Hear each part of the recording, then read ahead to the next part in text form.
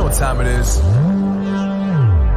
Marvin Devine, Huber, Axel, and you know how we do.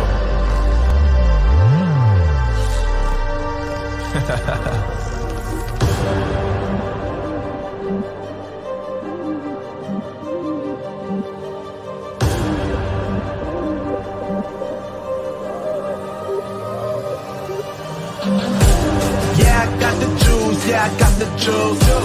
Whip game cool, make them look like cool. Always play cool, that's the biggest rule. Forget what they doing, keep on doing.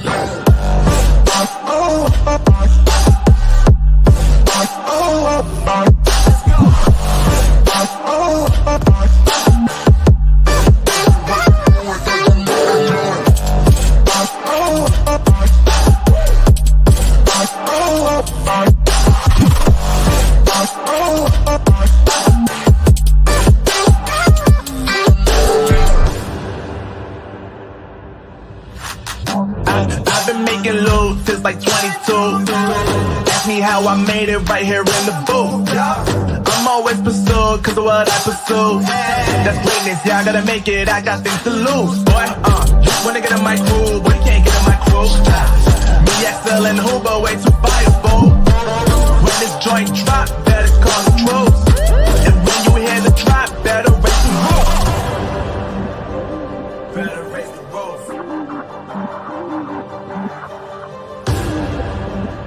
You already know what happens when we link up. Let's go.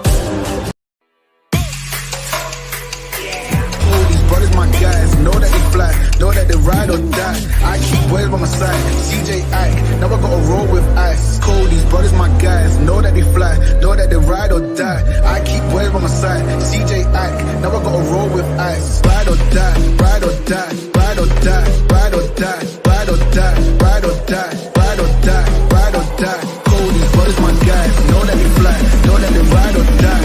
I keep boys by my side, CJ Ike, now I gotta ride or die.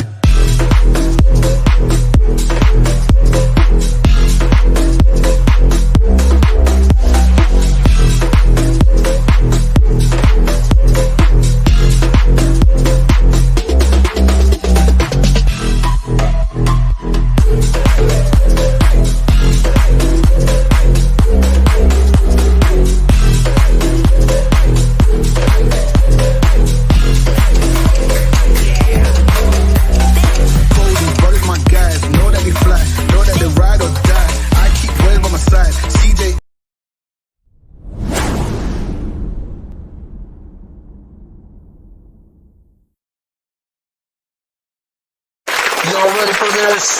Yeah.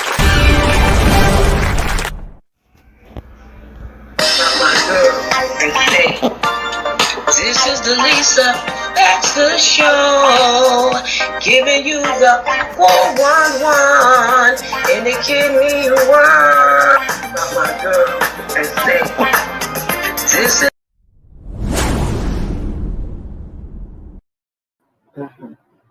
Well, I don't know. I heard that Lisa Baxter did her show 12 years. I don't know, 12, 20, something like that.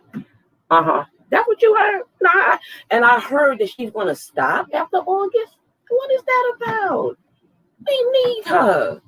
I don't know what her problem is. She said she's tired. She said she's sick. She said her bones hurt. You know, she said she need a break. And she said she need a rest. And then she said she couldn't teach us nothing else. There's always something else to teach. I don't know what her problem is. I don't know what's wrong with her. No, girl. And then I heard one of those kidney networks offered her a podcast. Now, if she that tired, she shouldn't be getting no offers. Well, she is good, though, so I understand why they would want her. But let the woman rest. I ain't mad at her. We don't want to kill her. We just want her to, be here with us. But I don't know if she get that. I know, girl, it's almost 8 o'clock. I can't talk to you. If she only got a little bit of shows left, I want to look at them now. You know what I mean? Well, I don't got time. We already talked. Listen, stop gossiping. Stop gossiping. I got to go. It's time for her show because this is the Lisa Baxter Show, giving you the 411 in the kidney world. Hi, guys, how are you? Something telling me I done left my reading glasses over there. Happy Sunday, happy Sunday. And I'm glad to see you, glad to know you, glad to have you. All right, and I'm glad you've been sticking with me these whole 12 years. I appreciate in my 2.5 years on Urban Health.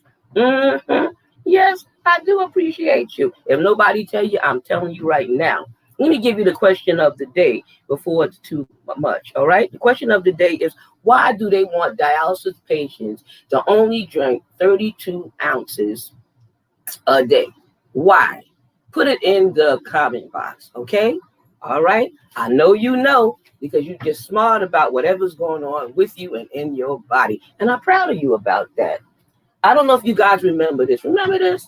I used to love these cards. These are the cards that, teach you how to do sign language. L, let me see, what was it? LISA. But I just always loved the card, and I still have mine. Mine is old. It got dirt on it, but I pull it out and remember how to do it sometimes. So that's something interesting and fun. I was so happy the AAKP gave me a beautiful card because I've been a mentor. And they gave me a card, they gave me a pen, and they gave me a little writing pad. Is that nice or what? I ain't mad at them. Well, bless their life. Yes, we are doing stuff. And my buddy and friend who was on my show, Tay, this is his book. You might have seen me take pictures with his book, and now I have purchased his book, and he has sent it to me. So I just wanted you guys to know. I talked about it, but I had nothing to show for it. But now I got something to show. Well, let me introduce my guest. I hope all is well. Continue to pray for my sister. I went to see her yesterday and today from the hospital, so keep praying. God is doing marvelous things. My guest tonight, is Shamik Shepherd. Shamik Shepherd, a.k.a. Shy, the master barber. And that's just what he is, because he keeps my hair cut. So do you make the cut? Or can you make the cut? But I know he's made the cut. Plenty of cuts. Welcome to the show. Shy, come on. The Lisa Baxter Show welcomes you.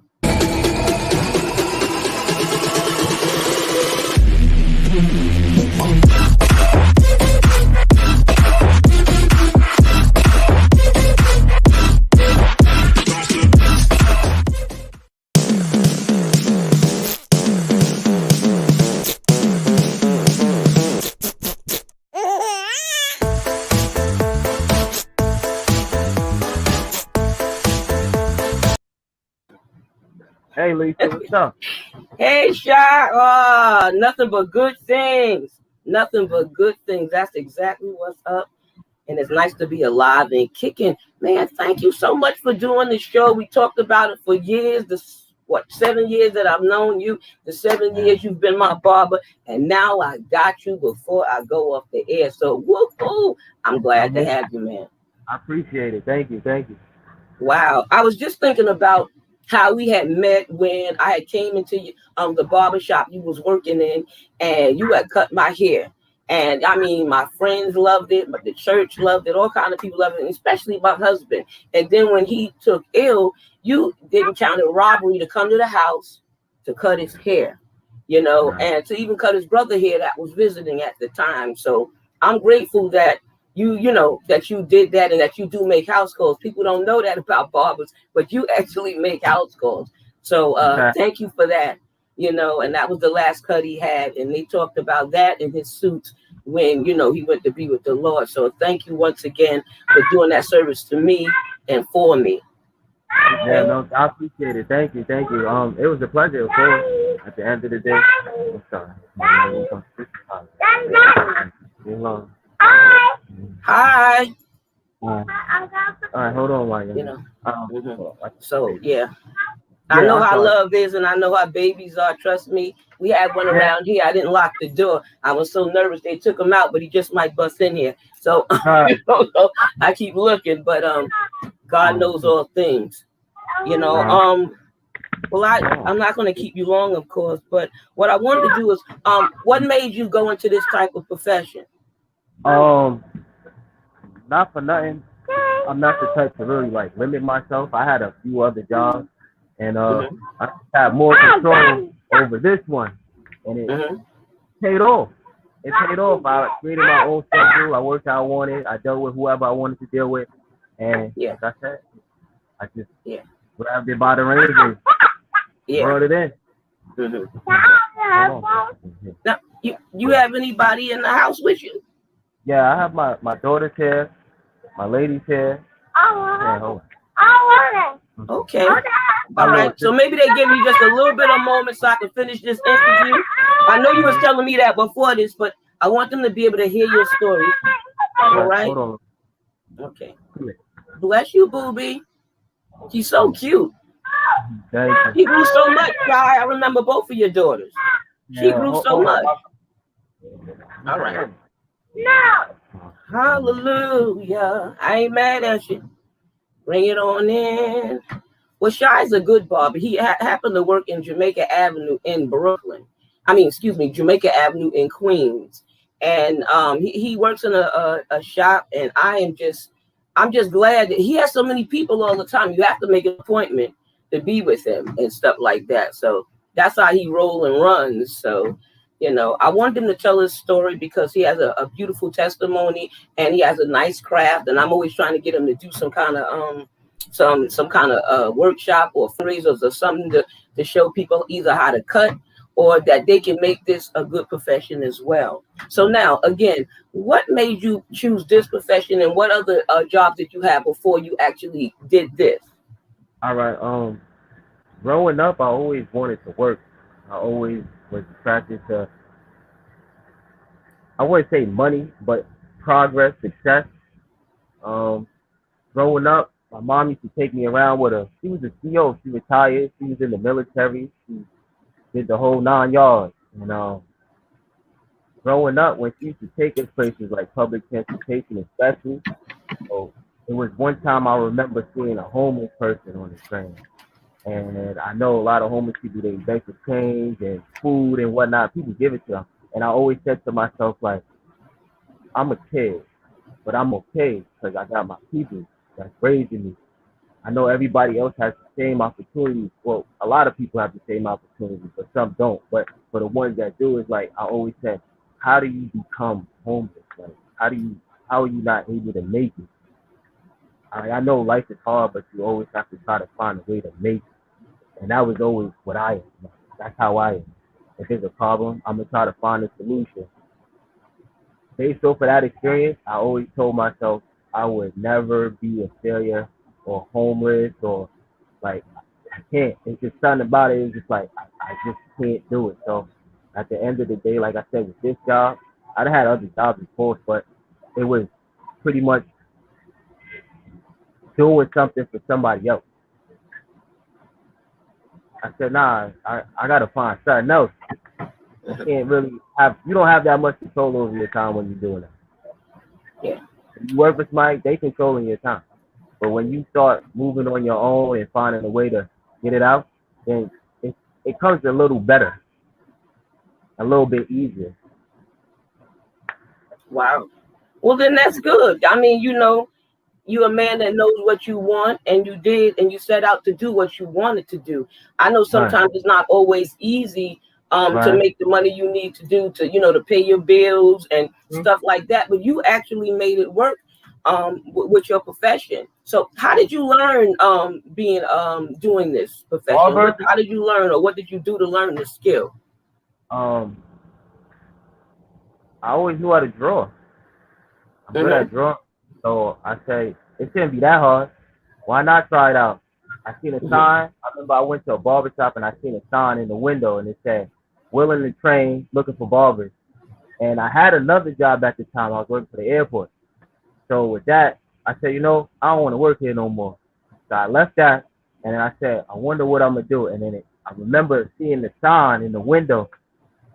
I went back and I said, I spoke to the owner and I said, yeah, what's up with your sign? You still looking for somebody else? You say you willing to train. And he told me right on the spot, like, listen, if you want to do this, I'm gonna give you a test. He said, yo, go get somebody and come back and bring them and cut their hair. So I said, all right.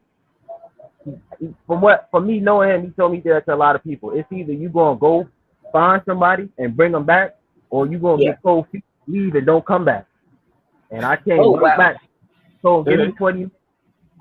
I went home. I called my cousin. I said, yo, look, I want to go get this job, but in order for me to get the job, I got to cut your hair. He said, all right, cool. He came with me. On the way to the shop, I kid you not, I was on YouTube looking how to do like blends, because I know a lot of times people want tapers or fades, and that's considered a blend when it goes light into dark. That's a blend. So that's a fade. So that's a challenging task to do when you becoming a barber. That's a hard task. But regular haircuts is everything the same length, just a little lineup. That's easy. But the test is, can you do a blend? If you don't know how to do it and you try, it's more so like, I'd rather you try than not at all. And that's what I did. Tried, I brought somebody, he told me what kind of haircut. He said, yo, just give him a little blowout. That's a taper. Light into dark on the corners and the back. I tried it out. He looked at it. He said, yo, just line him up. I lined my little cousin up. He said, all right, come back tomorrow. That was it. Ever since then, day one. And that was 2012. That was 2012. Wow. And I've been on it. How hard was the training, Shot? When he trained you? Honestly, what it was is, I'm good at any new task. If you show me, once I put my hands on it and start moving around with it, I get it just like that. So with him, he had two other barbers. Correct. He had two other barbers, and they already had experience doing barbering. One was from PA, and another one, he was from Louisiana. So it worked out because I had 3 barbers around me with 3 different styles. And me, I'm just starting out, so I got to create my own style. And just for me watching each one, how they cut and like certain little things, you know, just from watching, you grab certain little key things and then you put them in a pot, you stir it up a little, and then you try to make it your own to where it's best fit for you. And that's what I did. Wow. That's amazing. You know, you observed and you took it and you ran with it. You know, sometimes people give up. Look, I can't get it. Who gonna let me cut their hair? That's not my thing. You know what I mean? It could have went any kind of way, but I'm glad it went this way for you. How many years you been cutting hair? 9 years. 9? Woo. Hey, I say the same thing. It's the longest job I ever had in my life. Wow. Well, you're an entrepreneur. You work for yourself. You know, you're your own boss. You call the shots. You know your hours.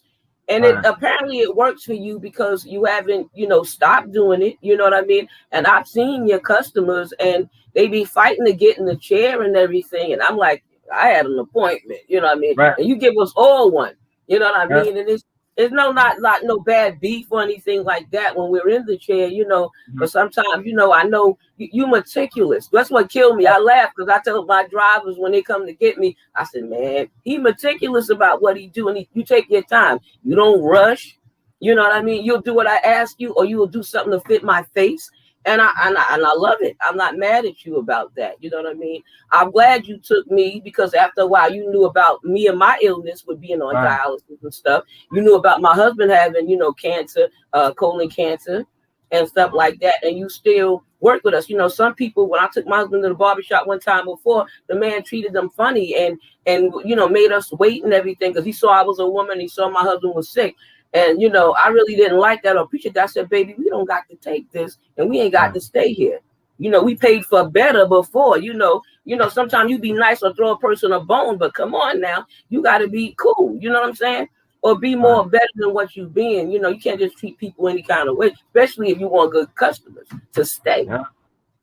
So have you ever ran into anybody else that had any type of illness that you had to cut hair? Because I know sometimes certain patients have to have the hair low or cut. Yeah, I've had a few patients. Not patients, but a few customers that had like alopecia, things like that. My youngest customer that I had one time, he had to maybe been was it take 7 or 8, and he had alopecia. And his mom came to me and she was like, "Look, I don't know you, but like, he wants a haircut. He needs a haircut, but he has alopecia." And I'm like, "Okay, so like, what kind of haircut you want to give him? Like, what you want from him?" And she told me like, "Yo, just bald them all." And I was just like, "All right." I know what it is as a young boy to go to the barbershop and then your mom says, "Bald them." You know, you don't want that. You don't want the baldy. So what I did was I gave him my input. I said, I can do one better than that. How about I cut it real low? I'll bald it, but I won't bald him completely. What I'll do is I'll give him a design from one corner of his head to the next corner of his head, and then I'll bald everything else.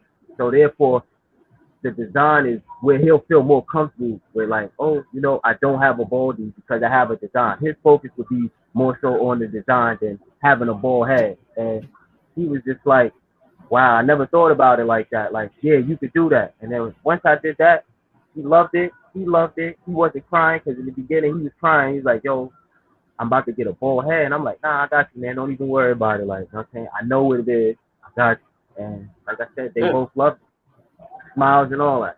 Oh, nah. Wow. Like, Well, I've seen you work with different ages as well.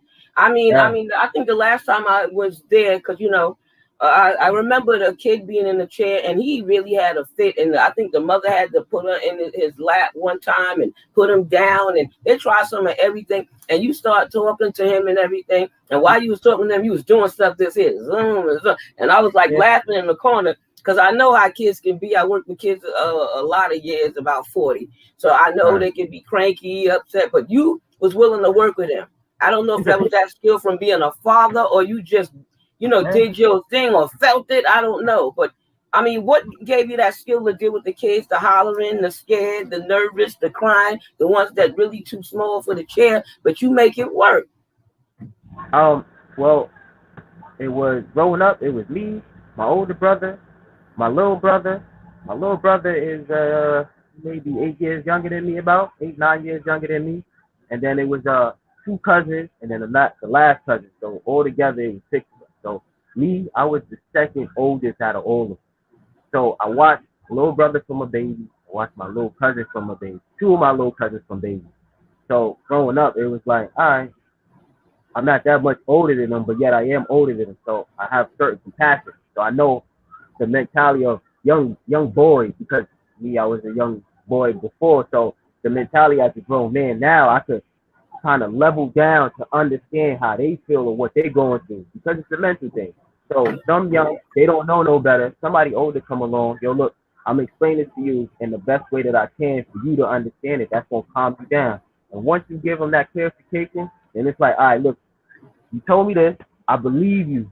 I don't have to wild out no more because you told me that. I have somewhat more trust in you. And that's all it is. Once the child trusts you, they gonna hold you down to the key. So it's not, oh, I don't have no patience. Stop moving. Nah, we're gonna work this out. Look, I'll give you my phone. I'll let you watch YouTube, Coco Melon, Dog, like the whole 9. Like, we gonna get through this. Because all it is, like I said, it's just emotion. They don't know how to control the emotion. So us as adults, we have to soothe them to get to that point, especially if you need them to get out the way, because I can't fight with you 2 hours. I got to give you at least, 45 the most. There's other appointments coming. Wow. Well, that's good. Listen, you got to use everything to survive and to make things work. Your home training, how you grew up, your ethics, things your parents planned inside of you. Yeah. You'd be surprised what work or come back to memory when you start doing your stuff in your own thing. And, and congratulations on buying your house. Let me tell you something. You make these things work. I ain't mad at you. I'm very proud. I'm very proud.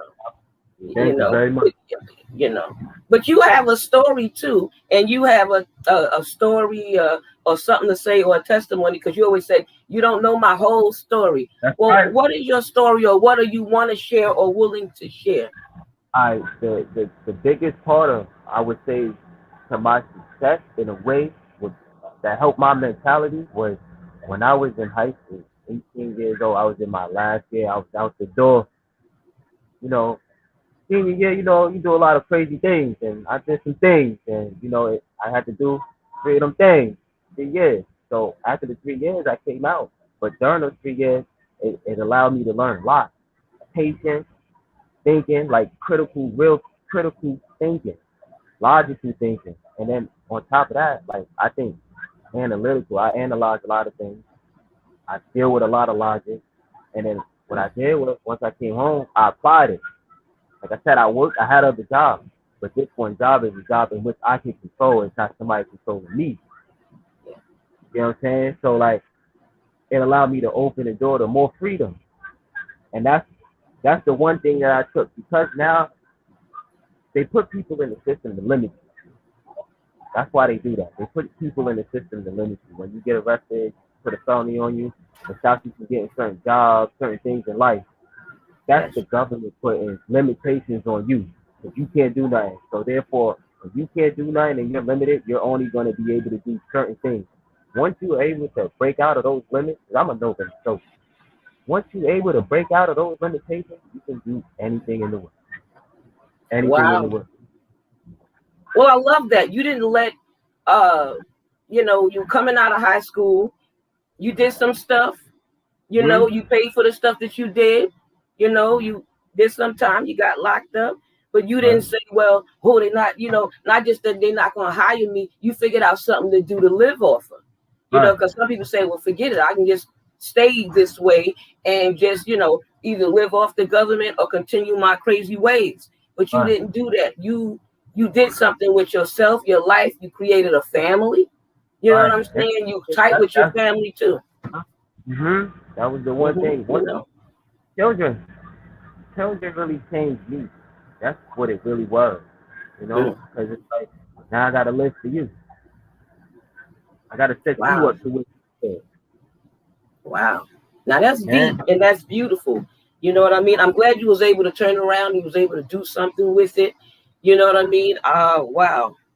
Well, if you had to encourage somebody out there, maybe that somebody had a past or a record, or they wanted to be introduced to cutting and doing hair, styling. Right. What would you say, or how would you encourage them, or what would be the first step you would tell them? The first step is do it. That's it. There ain't no how do you get into it. It's the plan is do it. That's it. Like Nike, just do it. Just do it.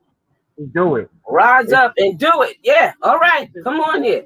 Because as long as you keep saying, "Oh, I want to do something," and then you know what you want to do, you have to do it. Yeah, I want to cross the street. I want to go to the store. All right, cool. You want to do these things, but you ain't gonna do it until you do it. You want to cut hair? Go get some clippers. Start off in your basement. Maybe shape yourself up in the bathroom. Maybe get a buddy, shape them up. If you're a female, you know how to braid. If you don't know how to braid, go get a little doll with some hair. Watch YouTube. That's right. Things on YouTube. Never limit yourself. I like that. You said go in the basement. Get some people. I guess you not only gotta practice on the doll and stuff. You gotta, get other people involved. Sometimes when people see you trying, they'll stand behind you, or they'll stand with you, or they'll help you. But if they don't see you doing it, like, forget it. But you have some ideas and you have some skills and you're able to tell it. What else you got to say? I'm sorry. Before we even finish the show, I want to make sure this goes out. When it comes to life, person do 2 things. It's either going to burst pipe or make diamonds. Which one would you want to do? That's all. I love that about you. And another last thing before we just about to end the show, you also change your way of eating, and you encourage your grandparents to do the same. I thought that was mad cool too. I thought that was really nice and sweet, because some people eat anything they want, no matter what age, and they'll eat. Some people care about other people, some don't, and I'm glad that you did, and you do. I know I close you out of your grandparents too. When it came to eating, it's more so like, the way that I am, like I say, is I think a lot.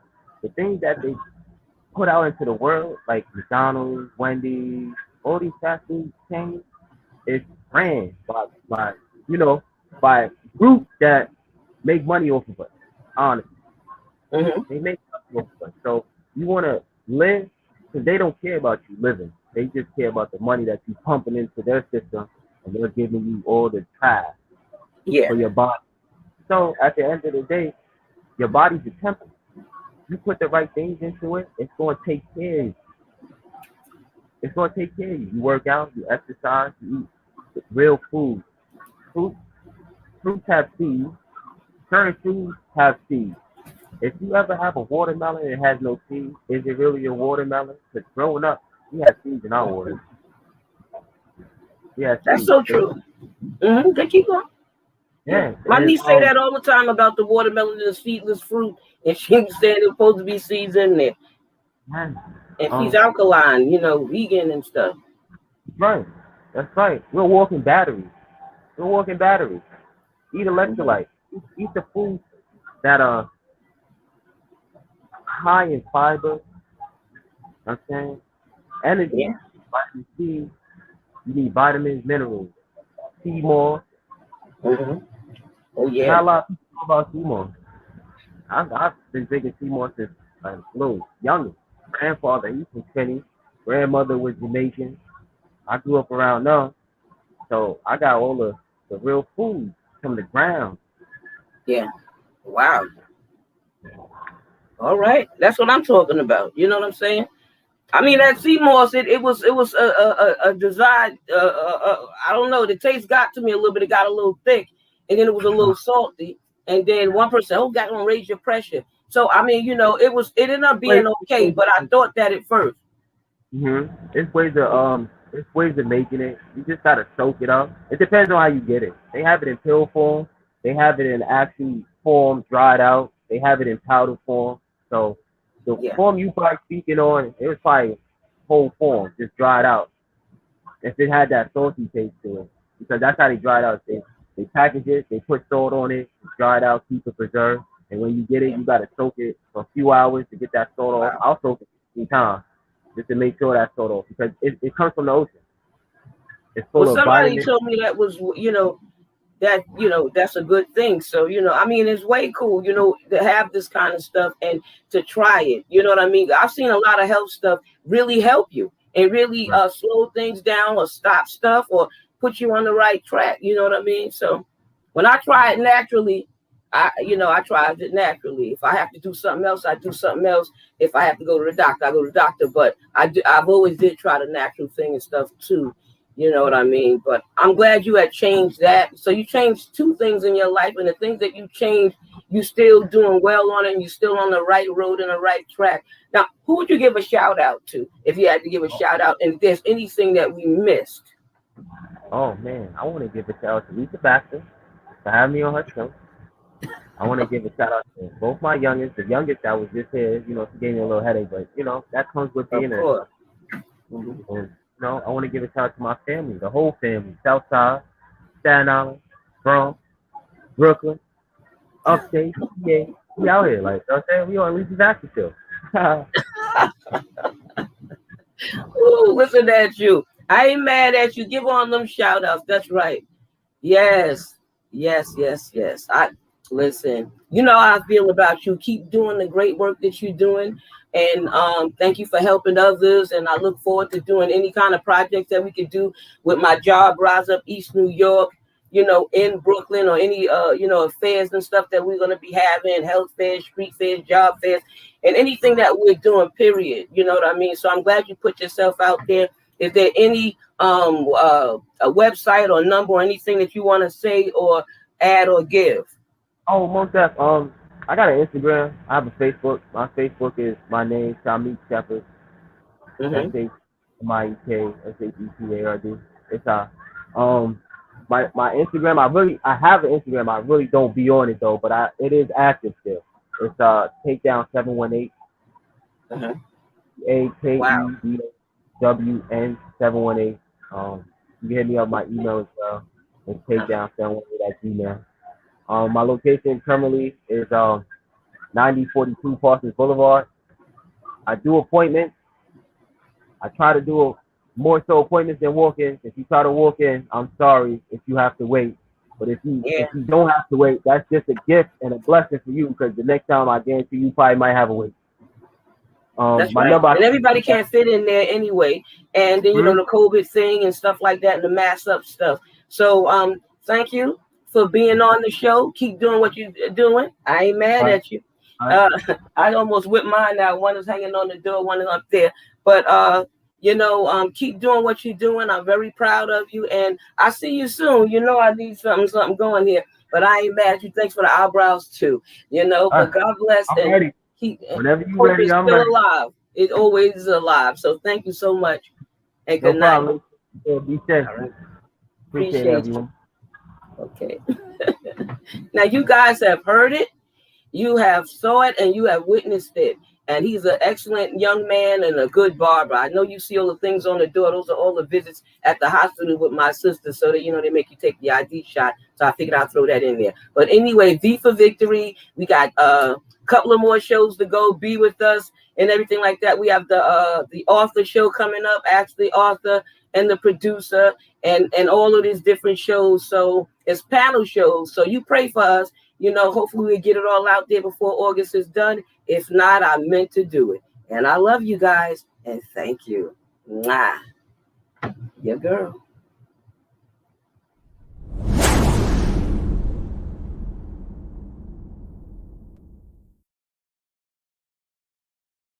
Y'all ready for this? Yeah. My girl, and say, this is the Lisa Baxter Show, giving you the 411 and the kidney one. My girl, and say, this is.